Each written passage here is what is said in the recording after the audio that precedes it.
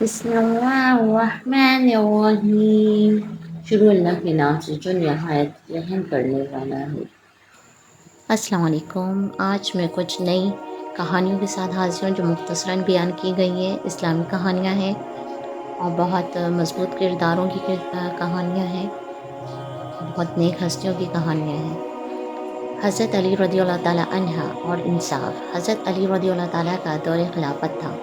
ایک دن ایک غیر مسلم آدمی آپ رضی اللہ تعالیٰ کے پاس آیا اور کہنے لگا کہ ذرا میری ہے۔ آپ رضی اللہ تعالیٰ کے پاس کیسے پہنچی؟ حضرت رضی اللہ تعالیٰ نے کہا یہ میرے پاس کئی سالوں سے ہے، لیکن جب وہ آدمی اپنی بات پر قائم رہا تو حضرت علی رضی اللہ تعالیٰ نے اسے قاضی کے سامنے پیش کرنے کا حکم دیا۔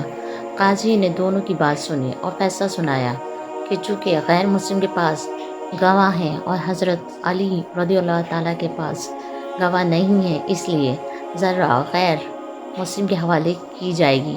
حضرت علی رضی اللہ تعالیٰ نے قاضی کے فیصلے کو قبول کیا اور ذرا اس شخص کے حوالے کر دی۔ اس انصاف کو دیکھ کر وہ غیر مسلم متاثر ہوا اور حضرت علی رضی اللہ تعالیٰ کے کردار کو دیکھ کر مسلمان ہو گیا۔ آج اس کہانی کا اخلاقی سبق ہمیں یہ ملتا ہے کہ انصاف ہمیشہ سچ اور حق کے ساتھ ہونا چاہیے، چاہے فیصلہ اپنے خلاف ہی کیوں نہ ہو۔ حضرت عمر رضی اللہ تعالیٰ عنہ اور بھوکی عورت۔ حضرت عمر رضی اللہ تعالیٰ کے دور خلافت میں ایک رات آپ رضی اللہ تعالیٰ گشت پر تھے۔ آپ رضی اللہ تعالیٰ نے ایک خیمہ دیکھا جہاں سے ایک عورت کے رونے کی آواز آ رہی تھی۔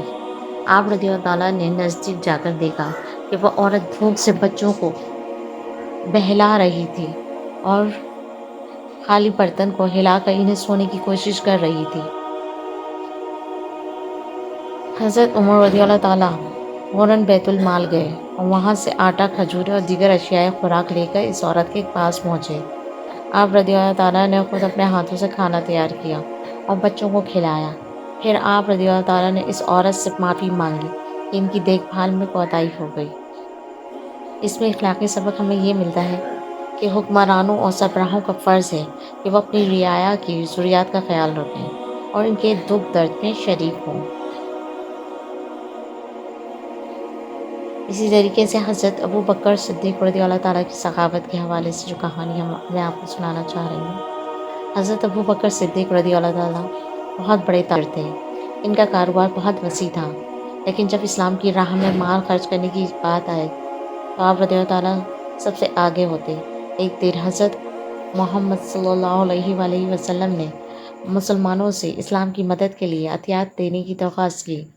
حضرت ابو بکر رضی اللہ تعالیٰ عنہ اپنے گھر کا سامان لے کر آئے اور نبی کریم صلی اللہ علیہ وآلہ وسلم کے سامنے پیش کر دیا۔ جب نبی صلی اللہ علیہ وآلہ وسلم نے پوچھا کہ آپ رضی اللہ تعالیٰ نے اپنے گھر والوں کے لیے کیا چھوڑا ہے، تو حضرت ابو بکر صدیق رضی اللہ تعالیٰ نے فرمایا اللہ اور ان کے رسول کا نام چھوڑا ہے۔ اب اس بات سے ہمیں اخلاقی سبق یہ ملتا ہے کہ اللہ کی راہ میں خرچ کرنے سے ایمان میں اضافہ ہوتا ہے اور دنیا اور آخرت میں برکت ملتی ہے۔ اسی طریقے سے ہم حضرت موسیٰ علیہ السلام اور غریب کی دعا کے حوالے سے جو کہانی میں آج آپ کو سناؤں گی۔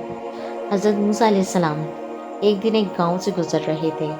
ایک غریب آدمی کو دیکھا جو دل سے دعا کر رہا تھا۔ وہ اللہ سے کہہ رہا تھا کہ اے اللہ مجھے اتنا مال عطا کر، اتنی مجھے دولت عطا کر کہ میری ساری مشکلات ختم ہو جائیں۔ حضرت موسیٰ علیہ السلام نے اس شخص کی حالت دیکھی اور اللہ سے اس کے لیے دعا کی۔ اللہ تعالیٰ نے فرمایا اگر میں اس کو دولت عطا کروں گا تو یہ نافرمان ہو جائے گا، لیکن حضرت موسیٰ علیہ السلام کی درخواست پر اللہ نے اس غریب کو دولت عطا کی۔ کچھ دنوں بعد حضرت موسیٰ علیہ السلام دوبارہ اس گاؤں میں آئے اور دیکھا کہ وہ آدمی آپ غرور اور تکبر میں مبتلا ہو چکا تھا، اپنے مال و دولت میں مست ہو کر اللہ کو بھول چکا تھا۔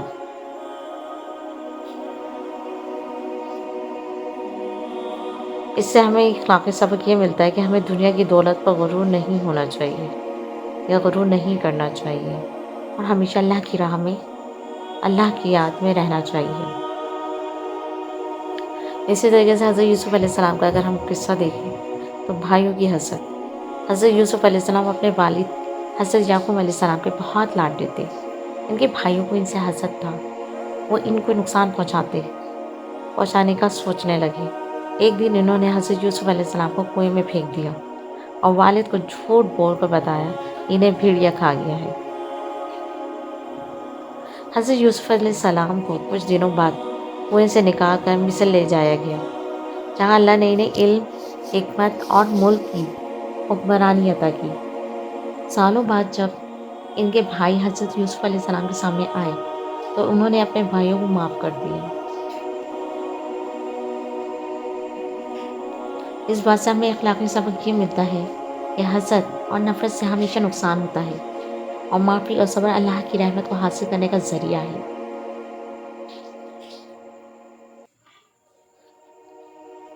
اسی طریقے سے حضرت ابراہیم علیہ السلام کا ایمان کے حوالے سے ایک اور واقعہ ہے۔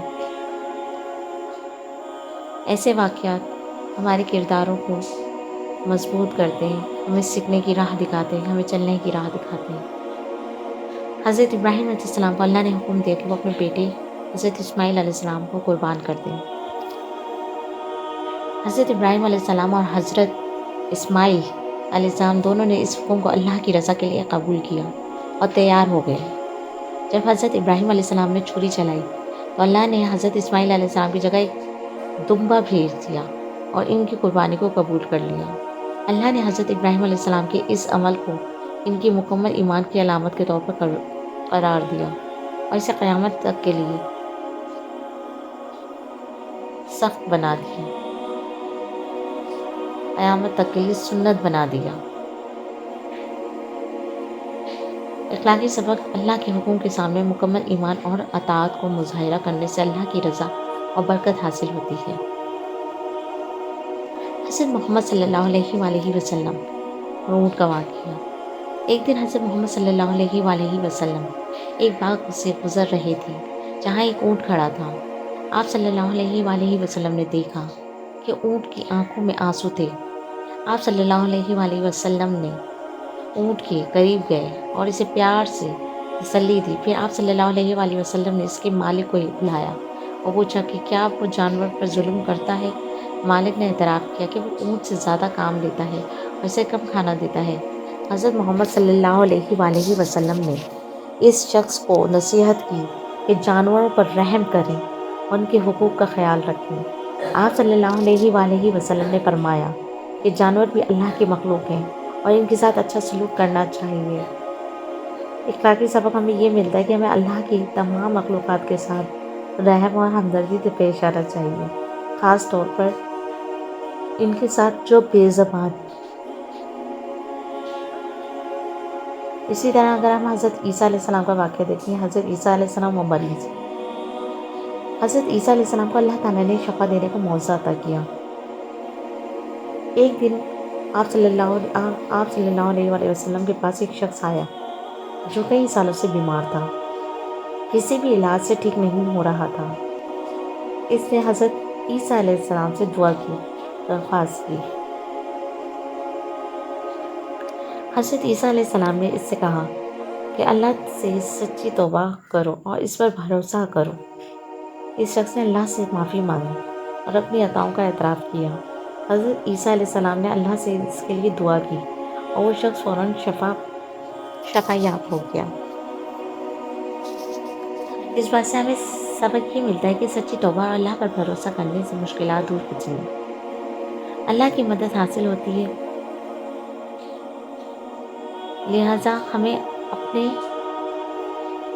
کردار کو مضبوط رکھتے ہوئے اچھے عمل کرنے چاہیے۔ اسی طریقے سے حضرت نوح علیہ السلام اور ان کا صبر۔ حضرت نوح علیہ السلام اور صبر۔ حضرت نوح علیہ السلام کو اللہ نے اپنے قوم کی ہدایت کے لیے بھیجا، لیکن ان کی قوم نے ان کی بات نہ سنی اور ان کا مذاق اڑایا۔ حضرت نوح علیہ السلام نے 950 سال تک اپنی قوم کو اللہ کی طرف بلایا، لیکن صرف چند لوگ ہی ایمان لائے۔ بالآخر اللہ نے حضرت نوح علیہ السلام کا حکم دیا حضرت نوح علیہ السلام کو حکم دیا کہ وہ ایک کشتی بنائیں اور اس میں ایمان والوں اور جانوروں کو لے کر سوار ہو جائیں۔ اللہ نے ایک عظیم طوفان بھیجا اور تمام کافر لوگ ہلاک ہو گئے۔ اب اس بات سے ہمیں سبق یہ ملتا ہے کہ صبر اور استقامت کے ساتھ اللہ کے حکم پر عمل کرنے سے اللہ کی مدد اور حفاظت حاصل ہوتی ہے۔ اسی طریقے سے ایک اور واقعہ ہم دیکھ لیتے ہیں جو ہمارے ہدایت کا سبب بنے۔ یہ کہانیاں ہمیں رحم، توبہ، بھروسہ اور صبر کی اہمیت سکھاتی ہے، جو کہ اسلامی زندگی کے اہم اصول ہیں۔ حضرت سلیمان علیہ السلام اور چیونٹی۔ حضرت سلیمان علیہ السلام کو اللہ تعالیٰ نے نہ صرف انسانوں بلکہ جانوروں اور پرندوں کی زبان بھی سکھائی تھی۔ ایک دن حضرت سلیمان علیہ السلام اپنی فوج کے ساتھ ایک وادی سے گزر رہے تھے کہ انہوں نے سنا کہ ایک چیونٹی دوسری چیونٹیوں سے کہہ رہی ہے، اپنے گھروں میں چلے جاؤ، کہیں حضرت سلیمان علیہ السلام اور ان کی فوج تمہیں رون نہ ڈالے۔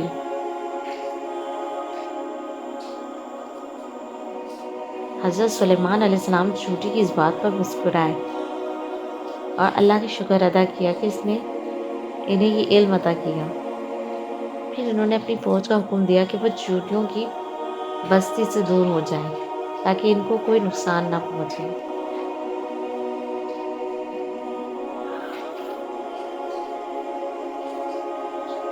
اب اس بات سے ہمیں ایک واقعی سبق یہ ملتا ہے کہ ہمیں ہر مخلوق کا احترام کرنا چاہیے، وہ کتنی ہی چھوٹی کیوں نہ ہو۔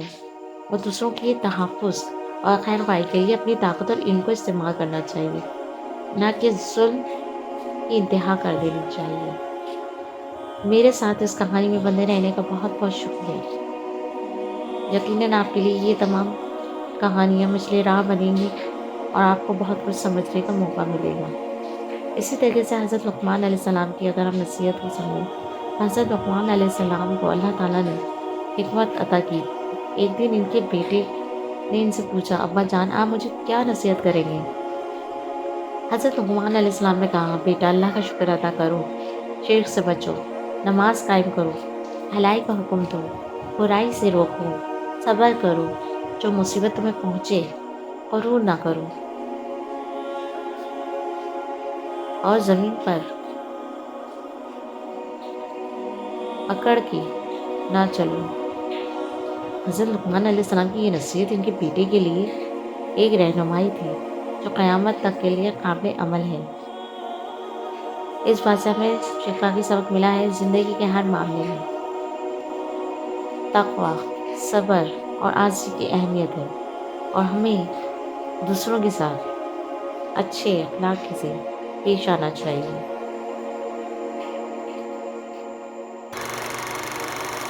یقیناً آپ کو یہ تمام کہانیاں